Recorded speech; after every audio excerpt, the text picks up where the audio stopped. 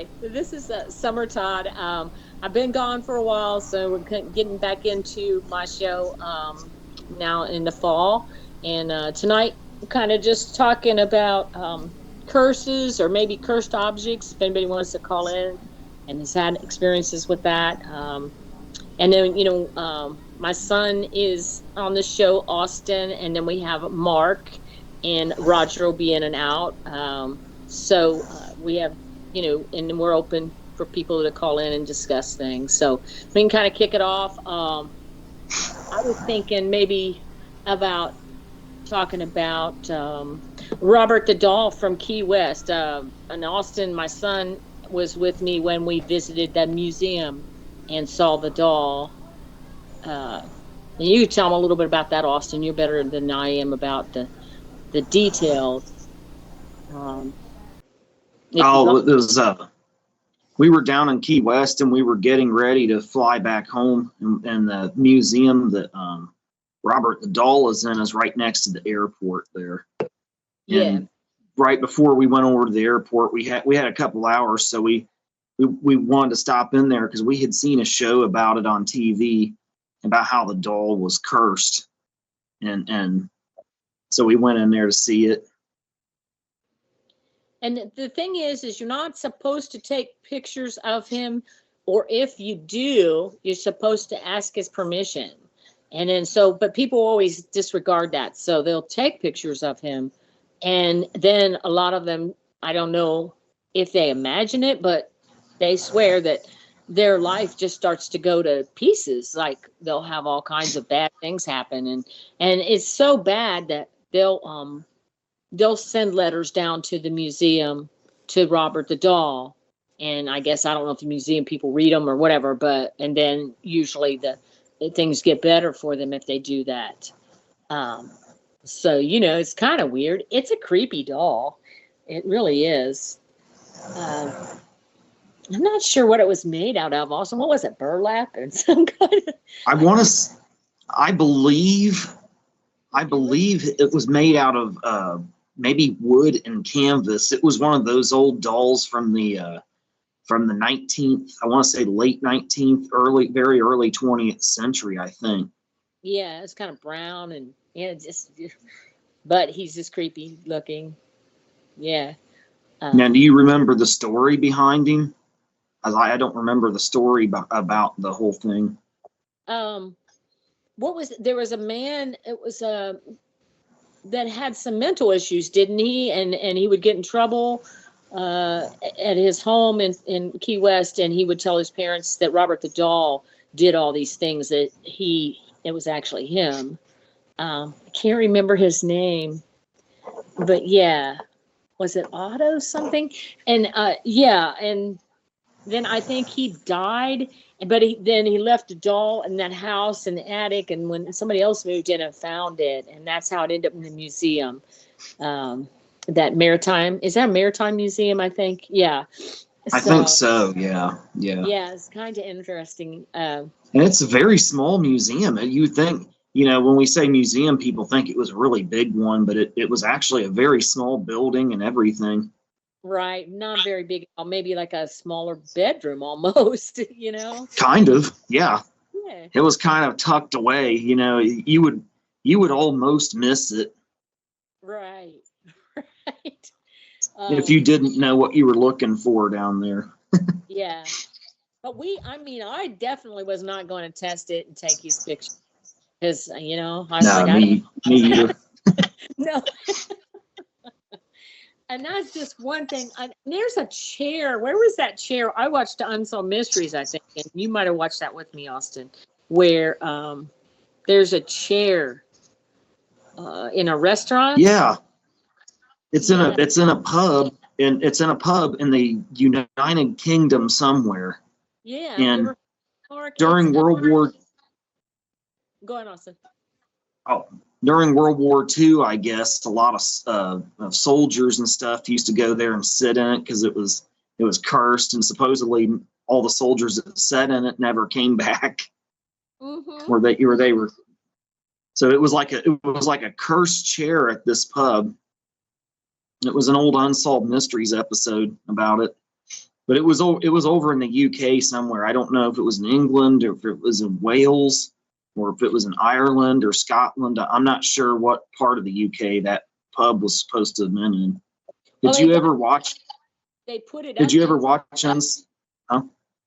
Well, it got so bad they took the chair off the floor and put it up on the like on chains and like so people couldn't sit in it, didn't they?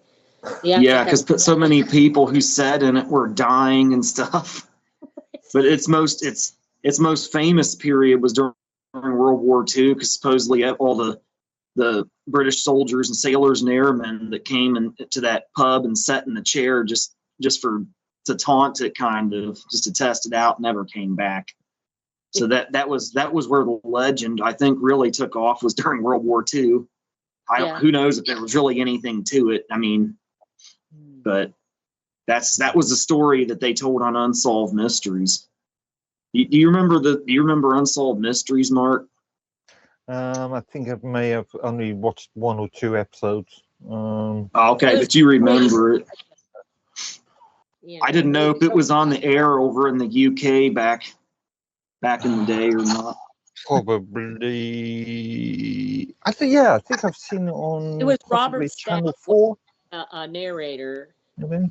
At in the beginning, and then eventually he passed away. But when it was really big, in its high point, Robert Stack was the one that was that would go through the stories, and he was the first. He was the first host, and then after he passed on, the show went away for a while, and then they brought back old episodes with Dennis Farina hosting them. Yeah, and then he died. Died. So maybe Unsolved Mysteries had a host curse. Well, actually, they were surprised that Dennis Farina died, because he was, he's an older gentleman, but he seemed so healthy. And actually what he had was something, nowadays they kind of look for it more, but he had an aneurysm. Nowadays they kind of check for those sometimes, but they didn't. And it just burst. Like, I think it was in his abdomen. Yeah. Is it like an aorta or abdominal aorta? Yeah. And once those rupture, you really bleed to death usually. So you can't get to the hospital or anything soon enough. So yeah, he died suddenly. And then I don't know if they tried maybe to have a new one on, but it didn't work out too well. So yeah. But I forget what they did after Dennis Farina passed. I think they did try to do something with it. They were gonna start years. Yeah. I wish they'd bring that show back though. It was a really amazing show. Well, and actually they helped. It wasn't just Unsolved Mysteries. It was sometimes like kids that true crime and things, or maybe if you lost track of a relative and you were looking for them, and they really had people get back together. They found people they were looking for. They found kids sometimes that they had adopted out, maybe they were looking for, things like that. So it was pretty cool. They caught criminals who were on the run for all manner of really bad crimes too. So it covered a wide variety of topics. It was go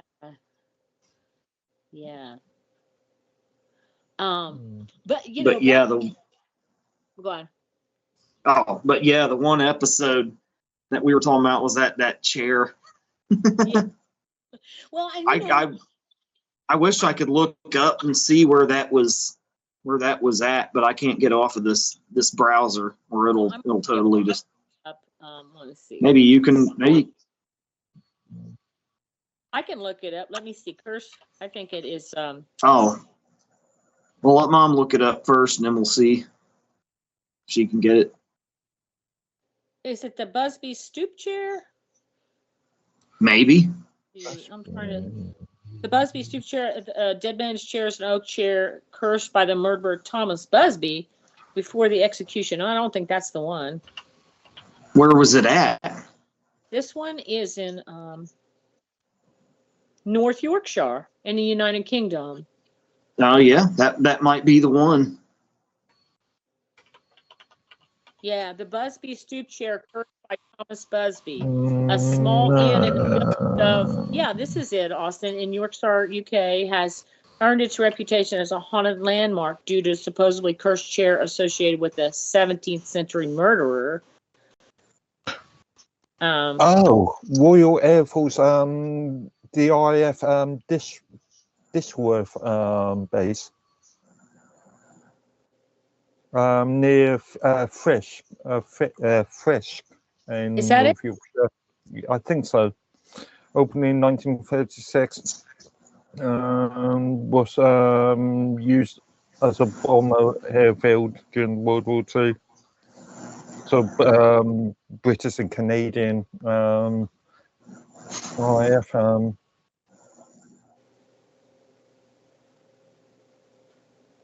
Yeah, I'm looking to see.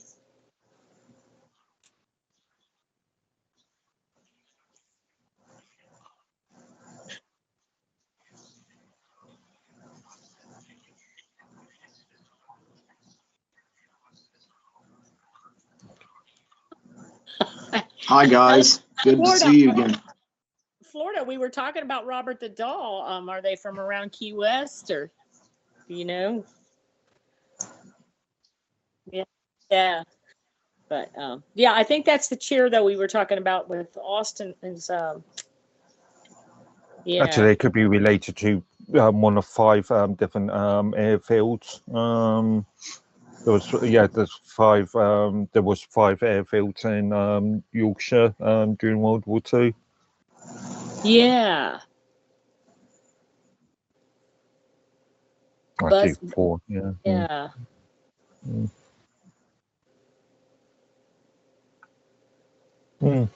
Huh. It's is it in a museum now? I don't know. I don't. They may have moved it out of that pub or whatever that it used to be in and put it in a museum of cursed objects or something to that effect. That's Thirsk. Is that a museum in North Yorkshire, England? It hangs on a wall 5 feet up in order to prevent anyone from sitting on it. Legend states that it's cursed, and if anyone dares sit in it, they will shortly meet their death. Yeah. Now that you mentioned it being suspended 5 feet off, that does ring a bell with me. I can think about it. Yeah, it does mean something in the back of my head. Yeah, it's this museum. It's spelled Thirsk, I guess. I think that's how it's pronounced. Thirsk in North Yorkshire, England. Yeah, Frisk. Yeah, Frisk. That's everybody's so scared of it, you know. It's kind of like meet their James death. Dean, yeah, car too. Now that you mentioned, they said was cursed. And all the parts from his car were cursed too, and now they don't know like where his old car was or the parts from it. I know. But you know, it makes me think like, because I have a dresser that was, I had like a little water leak and it messed up my dresser, so I had to get rid of it. And I was going to get an old one because I would like to paint them in, you know, I just wanted to get a cheap one and paint it black and it'll look really great. But then I got to thinking, I don't really like bringing old furniture in my house. I mean, I do know whose house it's come from, like a relative or like, you know, Austin or somebody like that. Or even my neighbor put out a love seat that was just nice. And I brought it in and it's great down in the basement. But just to go to somebody's house and get something, I don't know. So I got to thinking, I guess I'll just buy a newer one or something. But yeah, sometimes.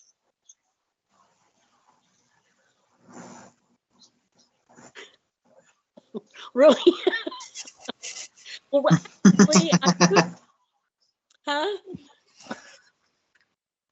No, actually, what I've done, and it was beautiful, is I had, and it was almost 40 years old, is an old waterbed dresser and with the headboard and the dresser and everything.